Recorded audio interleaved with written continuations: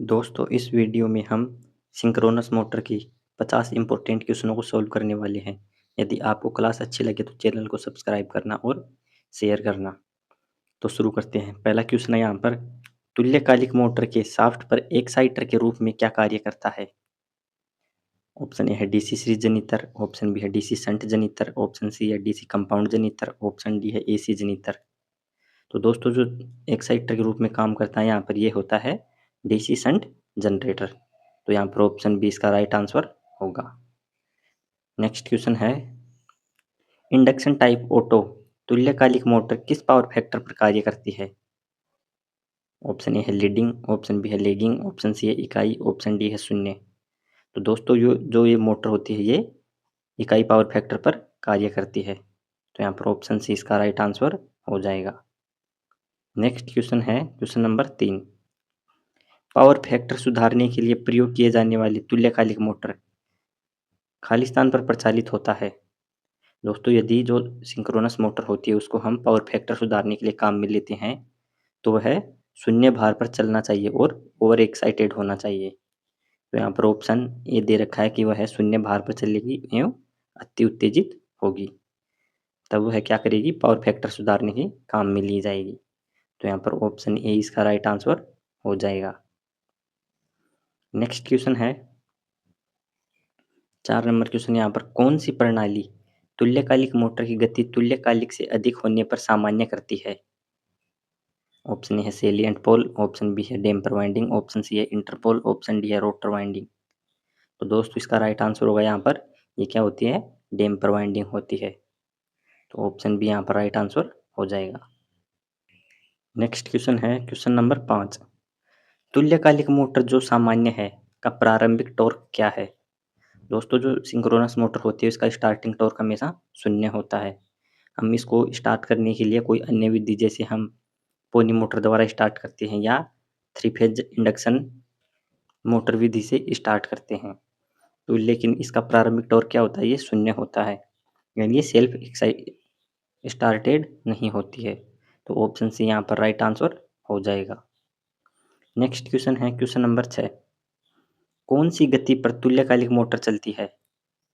Option A है तुल्यकालिक गति से अधिक गति, ऑप्शन बी है तुल्यकालिक गति, ऑप्शन सी है तुल्यकालिक गति से कम गति, ऑप्शन डी है इंडक्शन मोटर की गति पर। तो दोस्तों जो सिंक्रोनस मोटर होती है ये तुल्यकालिक गति पर चलती है, यानी सिंक्रोनस स्पीड पर चलती है। इसके रोटर की स्पीड और चुंबकीय क्षेत्र की स्पीड एक समान होती है। तो ऑप्शन बी यहाँ पर राइट आंसर हो जाएगा। नेक्स्ट क्वेश्चन है, निम्नलिखित किस मशीन की बनावट सिंक्रोनस मोटर के समान होती है? ऑप्शन ए है DC series motor, option B है slip ring induction motor, option C है इंडक्शन मोटर, ऑप्शन डी है अल्टरनेटर। तो दोस्तों जो अल्टरनेटर होता है इसकी बनावट होती है वो सिंक्रोनस मोटर के समान ही होती है, कुछ थोड़ा बहुत अंतर होता है। अल्टरनेटर का दूसरा नाम क्या है, सिंक्रोनस जनरेटर, जिसको हम सिंक्रोनस जनरेटर बोलते हैं।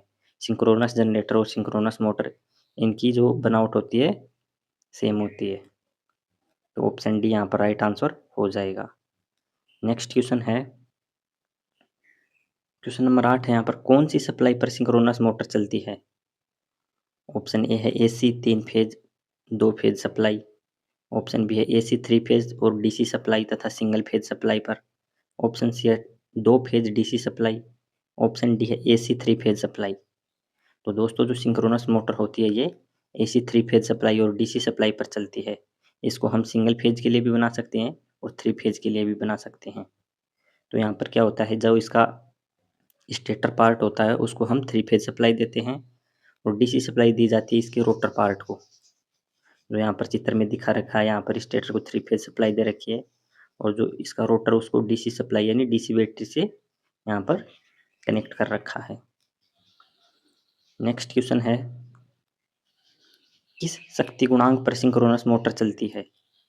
ऑप्शन ए है अग्रगामी शक्ति गुणांक, ऑप्शन बी है पश्चगामी शक्ति गुणांक, ऑप्शन सी है इकाई शक्ति गुणांक, ऑप्शन डी है कोई भी शक्ति गुणांक। तो दोस्तों सिंक्रोनस मोटर होती है ये लीडिंग, लैगिंग और यूनिटी पावर फैक्टर पर काम करती है। तो यहाँ पर ऑप्शन डी इसका राइट आंसर हो जाएगा। 10 नंबर क्वेश्चन है यहाँ पर, यदि किसी सिंक्रोनस मोटर को 3 फेज सप्लाई यानी रोटर वाइंडिंग शॉर्ट सर्किट के साथ पर स्विच ऑन किया जाता है तो यह स्टार्ट होगी, अति तीव्र गति से चलेगी। ऑप्शन सी है स्टार्ट होगी और इंडक्शन मोटर की तरह चलेगी। ऑप्शन डी है स्टार्ट होगी और सिंक्रोनस मोटर की तरह चलती रहेगी। तो दोस्तों यहाँ पर जो रोटर है, इसको यहाँ पर क्या कर रखा है, रोटर वाइंडिंग को शॉर्ट सर्किट कर रखा है। यदि हम रोटर वाइंडिंग को शॉर्ट सर्किट कर देंगे तो ये रोटर कौन सा बन जाएगा, गिलहरी पिंजरा रोटर बन जाएगा।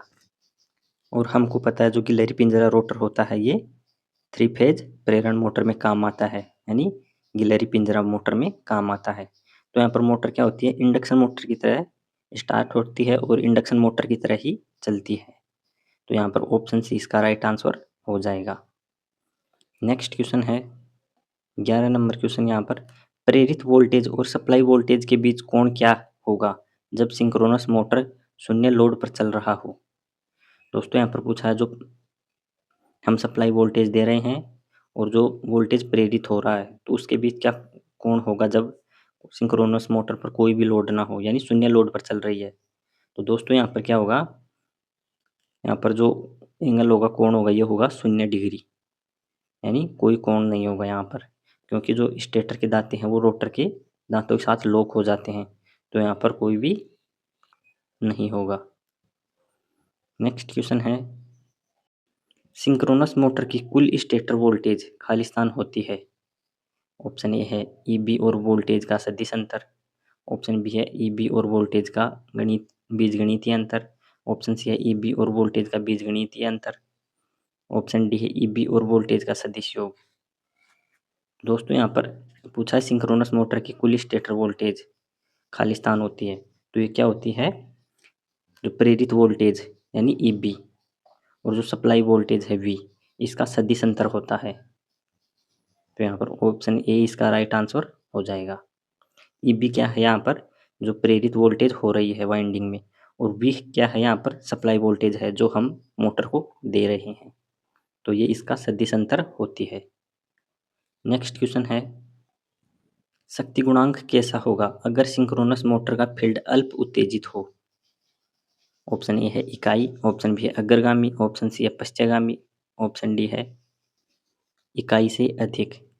तो दोस्तों शक्ति गुणांक क्या होगा, यदि यहाँ पर पूछा है फील्ड अल्प उत्तेजित है यानी कम उत्तेजित है, तो शक्ति गुणांक होगा यहाँ पर पश्चगामी, लेगिंग यहाँ पर पावर फैक्टर होगा। नेक्स्ट क्वेश्चन है, क्या होगा 3 फेज सिंक्रोनस मोटर का 1 फेज शॉर्ट सर्किट हो जाए। ऑप्शन ए है रुकने में असफल रहेगी, ऑप्शन बी स्टार्ट नहीं होगी, ऑप्शन सी है रुक रुक कर चलेगी, ऑप्शन डी है स्टार्ट होगी। तो दोस्तों एक फेज यदि कट हो जाए या शॉर्ट सर्किट हो जाए तो वहाँ पर मोटर स्टार्ट ही नहीं होगी, तो ऑप्शन बी यहाँ पर राइट आंसर हो जाएगा। नेक्स्ट क्वेश्चन है 16 नंबर क्वेश्चन है यहाँ पर, सिंक्रोनस मोटर का स्लिप रिंग मोटर की अपेक्षा क्या लाभ है। ऑप्शन ए है शक्ति गुणांक परिवर्तित किया जा सकता है, ऑप्शन बी है आकार में छोटा, ऑप्शन सी है गति सप्लाई आवृत्ति से स्वतंत्र होती है, ऑप्शन डी है रोटर के 2 स्लिप रिंग होते हैं। तो दोस्तों स्लिप रिंग इंडक्शन मोटर की अपेक्षा क्या लाभ होता है इसका, ये अलग अलग पावर फैक्टर पर चल सकती है, यानी शक्ति गुणांक परिवर्तित किया जा सकता है। तो यहाँ पर ऑप्शन ए इसका राइट आंसर हो जाएगा। नेक्स्ट क्वेश्चन है, सिंक्रोनस मोटर फुल लोड पर किस शक्ति गुणांक के साथ चलता है, यानी यदि लोड पूरा हो मोटर पर तो कौन से शक्ति गुणांक पर काम करेगी। ऑप्शन है इकाई या 0.8 पश्चगामी, ऑप्शन बी है इकाई या 0.8 अग्रगामी, ऑप्शन सी है शून्य, ऑप्शन डी है शून्य या 0.8 अग्रगामी। तो दोस्तों यहाँ पर क्या करेगी, इकाई या 0.8 अग्रगामी पावर फैक्टर के साथ मोटर यहाँ पर काम करेगी, तो ऑप्शन बी यहाँ पर इसका राइट आंसर होगा। नेक्स्ट क्वेश्चन है, किस तकनीक के द्वारा सिंक्रोनस मोटर स्टार्ट की जाती है। ऑप्शन है डीसी शंट मोटर के साथ कपलिंग, ऑप्शन सी है डीसी कंपाउंड मोटर के साथ कपलिंग, ऑप्शन सी है डैम्पर वाइंडिंग, ऑप्शन डी है उपरोक्त तीनों।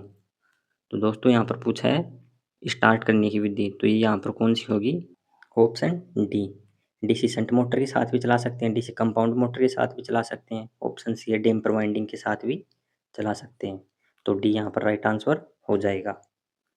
नेक्स्ट क्वेश्चन है, सिंक्रोनस मोटर का इंडक्शन मोटर की तुलना में क्या लाभ है। ऑप्शन ए है यह स्थिर गति पर चलती है।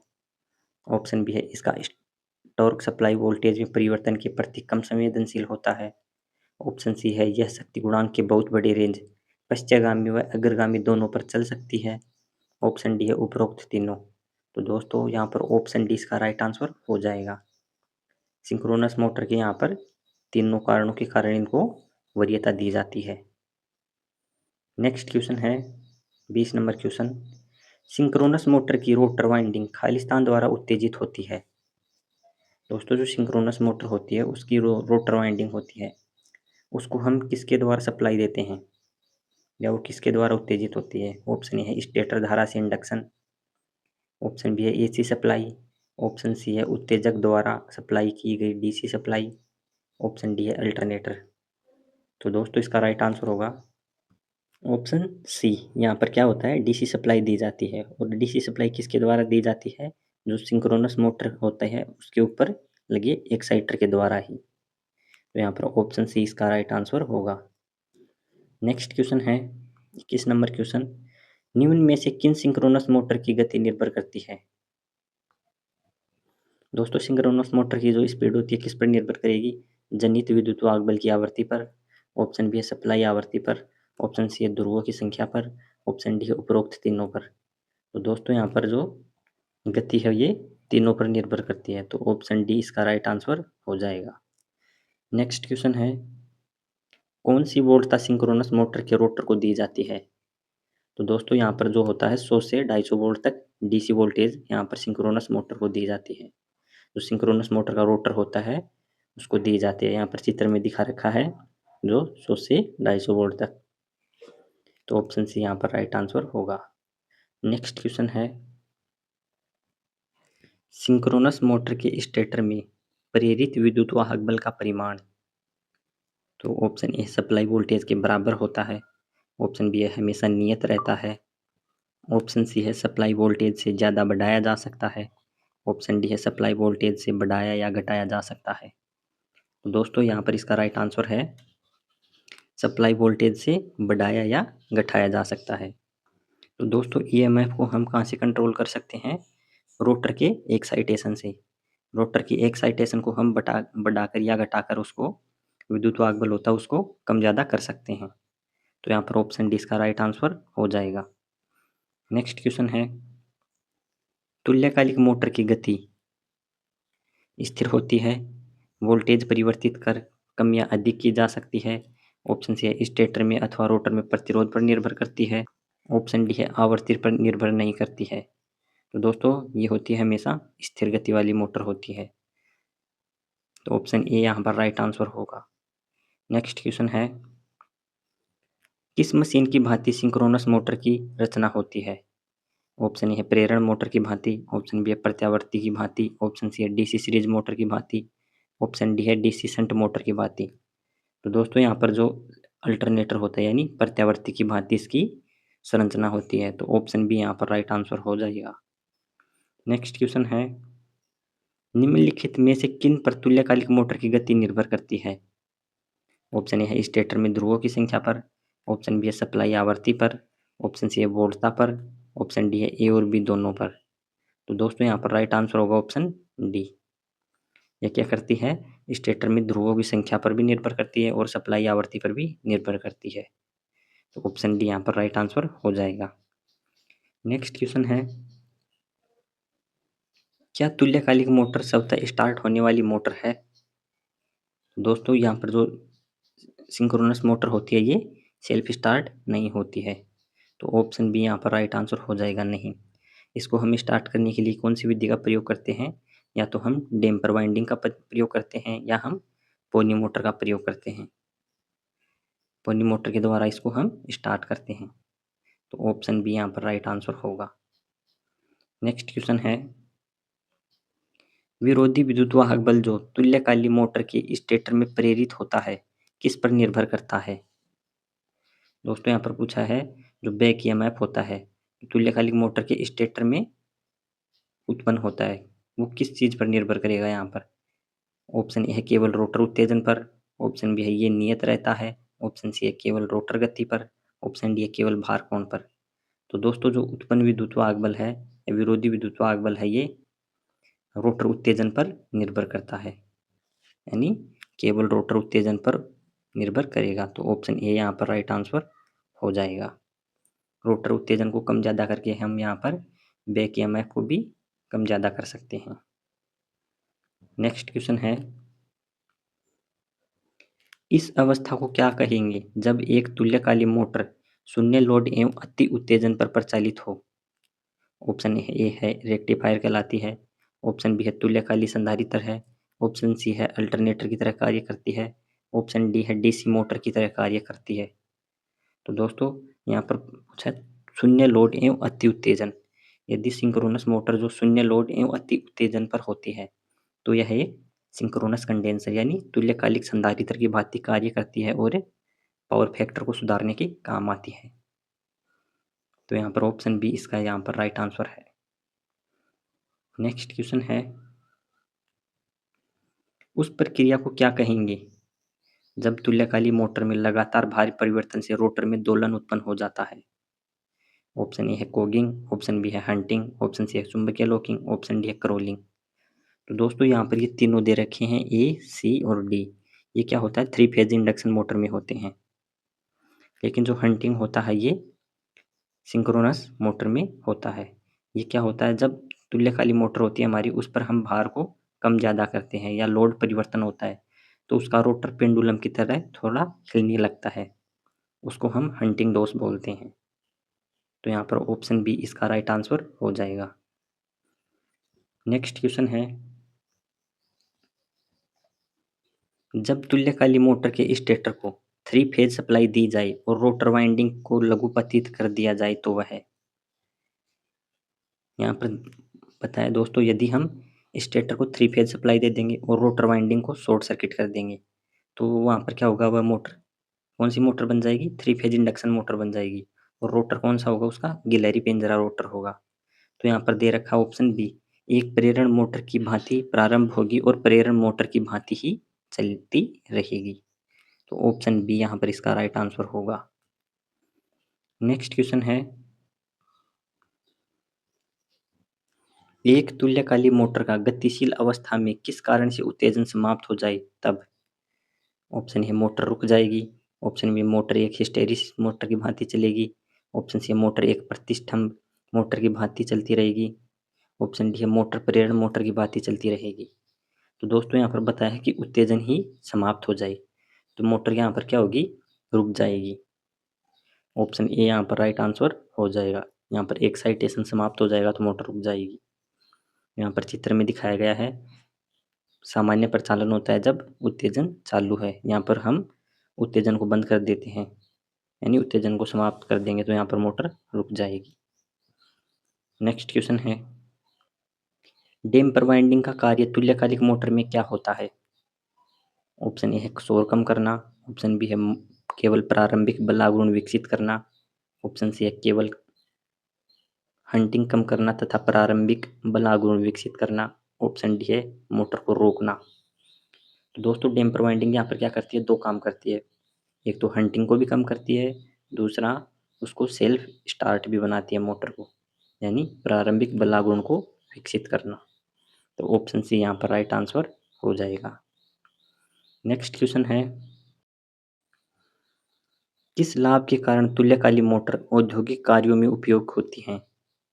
ऑप्शन ए है यह अग्रगामी और पश्चगामी दोनों शक्ति गुणांक पर चलती हैं, ऑप्शन बी है आवश्यकता पड़ने पर शक्ति गुणांक इकाई किया जा सकता है, ऑप्शन सी है यदि सप्लाई आवर्ती स्थिर हो तब मोटर सभी भार पर स्थिर गति से चलती है, ऑप्शन डी है उपरोक्त सभी।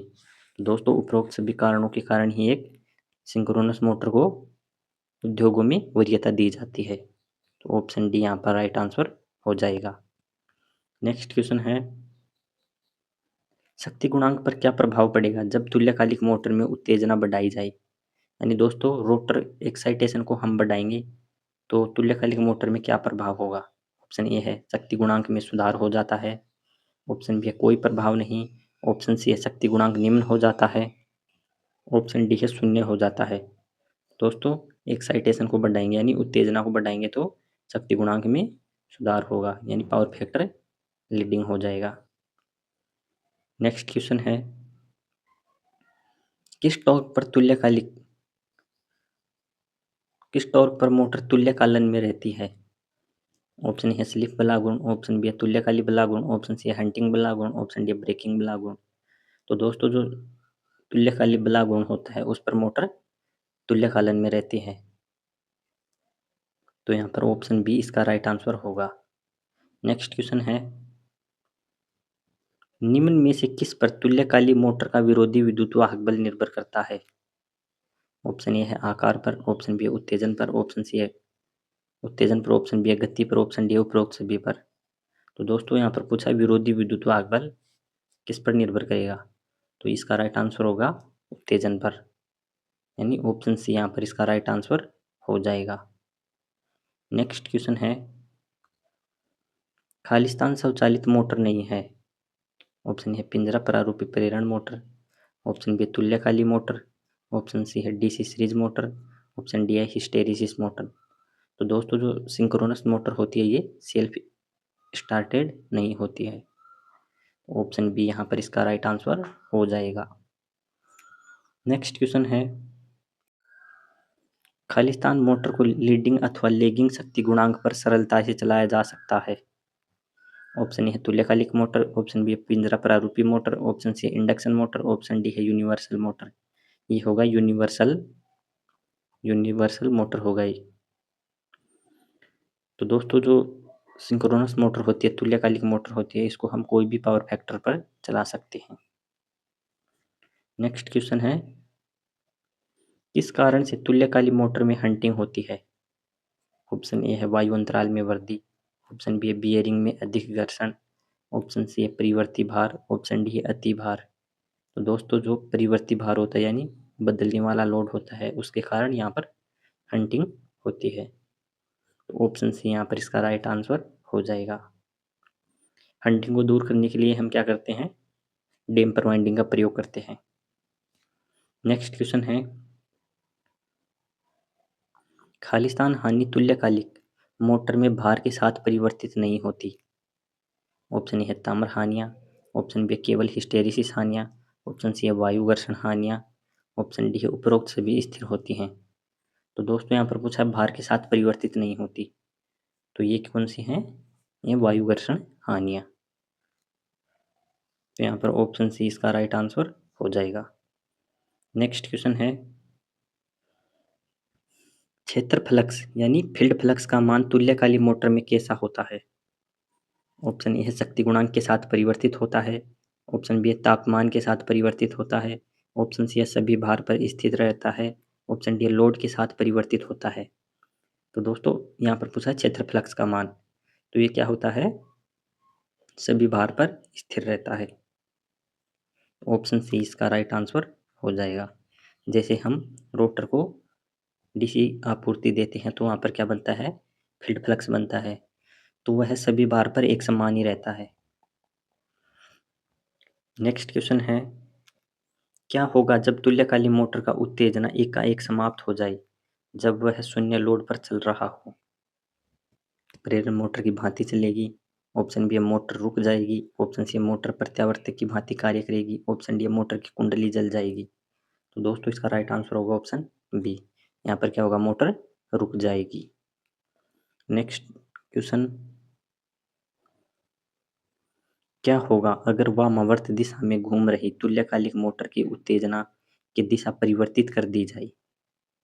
ऑप्शन ए है पूर्ववत रहेगी, ऑप्शन बी है मोटर रुक जाएगी, ऑप्शन सी है दक्षिणावर्त हो जाएगी, ऑप्शन डी है प्रेरण मोटर बन जाएगी। तो दोस्तों यहाँ पर क्या होगा? यदि हम उत्तेजना की दिशा पलट भी देंगे तो मोटर पूर्ववत ही रहेगी, यानी जिस दिशा में चल रही थी उसी दिशा में चलती रहेगी। तो यहाँ पर ऑप्शन ए इसका राइट आंसर होगा। नेक्स्ट क्वेश्चन है, कौन सी हानियां तुल्यकाली मोटर में सर्वाधिक होती हैं? ऑप्शन ए है भंवर धारा हानि, ऑप्शन बी है वायु घर्षण हानि, ऑप्शन सी है स्टेटर ताम्र हानि, ऑप्शन डी है लोहा हानि। तो दोस्तों ऑप्शन डी यहाँ पर इसका राइट आंसर हो जाएगा। जो लोहा हानियाँ होती हैं, आयरन लॉस, ये सिंक्रोनस मोटर में अधिक होता है। तो ऑप्शन डी यहाँ पर राइट आंसर हो जाएगा। नेक्स्ट क्वेश्चन है, तुल्यकाली मोटर की गति तापमान पर निर्भर करती है, भार परिवर्तन के साथ किसी अन्य गति पर संतुलन स्थापित कर लेती है, ऑप्शन सी है सदैव स्थिर रहती है, ऑप्शन डी है भार बढ़ने के साथ बढ़ती है। तो दोस्तों यहाँ पर राइट आंसर होगा ऑप्शन सी, ये हमेशा स्थिर रहती है।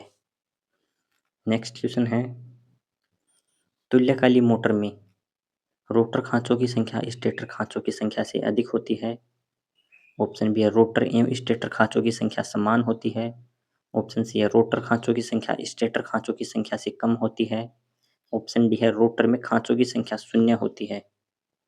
तो दोस्तों यहाँ पर क्या होता है, रोटर खांचों की संख्या है ये स्टेटर खांचों की संख्या से कम होती है। तो ऑप्शन सी यहाँ पर इसका राइट आंसर हो जाएगा। रोटर पे क्या होते हैं हमारे पास, रोटर पर होते हैं हमारे पास पोल 2 या 4 पोल, और स्टेटर पर हमारे पास पोल की संख्या ज़्यादा रहती है, जैसा यहाँ पर चित्र में दिखाया गया है। नेक्स्ट क्वेश्चन है, क्या होता है जब तुल्यकालिक मोटर की गति तुल्यकालिक गति से अधिक होने लगती है?